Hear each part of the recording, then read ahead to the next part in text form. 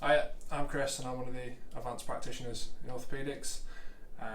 Today we're just going to go through how we perform a fascia iliac compartment block, which is a procedure for pain relief that we usually give for the neck and femur patients. So when you're in ED, this procedure wants to be done, there is a box in the ED department with all the kit in it, so it should be stocked up and you can find all of this in there. So one of the 10 mils and one of the normal salines. So you're going to dilute those together. So you've got 20 mil of 0.25 levobupivacaine in one, and then you can do the same with the other. So you've got 2 syringes full of 20 mil 0.25 levobupivacaine.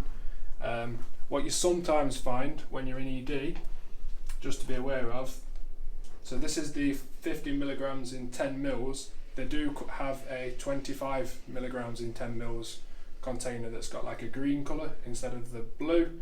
Just make sure you know which one you've got. So if you've got the 25, you just need 4 of those and you don't need to dilute. So obviously you've gone through your routine checks of checking contraindications for the procedure, checking you've got the right patient, etc. So we're going to use the landmark technique for the purpose of this procedure.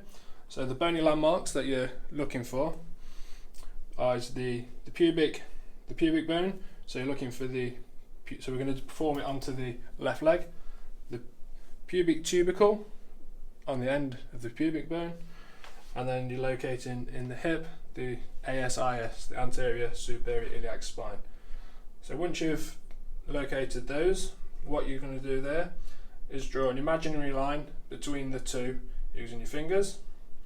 And then what we're going to do is, if you use your fingers to divide that imaginary line into thirds, and then what you're doing is taking the junction of the lateral thirds as you point, and then you go 1 to 2 centimeters below that, and that is your insertion point, and that is normally in the pelvic crease, the groin crease. Once you've located that, you can mark the patient with a pen or something so you know you've got that point. But from there, you just want to just double check that you're away from the femoral artery. So once you've located that, you know you're safe. It's a clean procedure, so all we need to do before we insert the needle is just giving it a wipe with the normal sterile wipes, and from there we're going in through the skin. You'll feel it obviously pop through the skin, and then from there, as you advance the needle, keeping it perpendicular to the skin, we should be able to feel 2 distinct pops. So it's a pop as you're going through the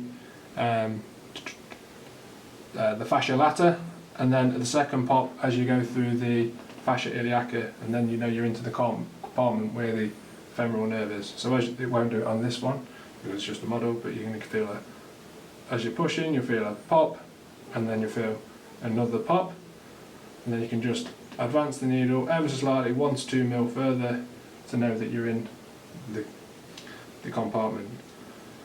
You can leave the needle like that, but it's best to keep your hand on it, because as you've advanced the fluid through, sometimes the pressure can push the needle out.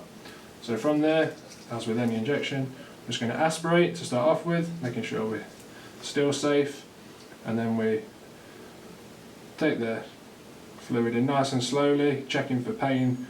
Shouldn't be any pain as it's going in, and then what we're doing is aspirating every 5 mil through advancing, just to check we're not getting any flashback. If we are, and it's just ever so small part, you can just adjust the needle slightly and retry. If you're getting significant blood back, then obviously you're in some sort of vessel, so therefore we need to remove the needle and start again. Remove the needle from the patient. All they need is a plaster on, so we know we've done it. It shouldn't bleed too much at all, or if any, and then from there we're finished.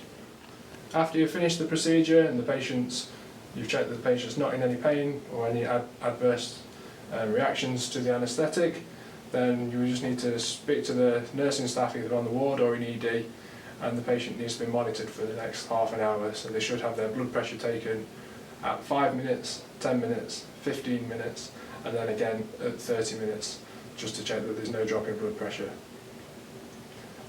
And that is the end of how to perform the fascia iliac block. The guidelines and more detailed instructions can be found via the internet.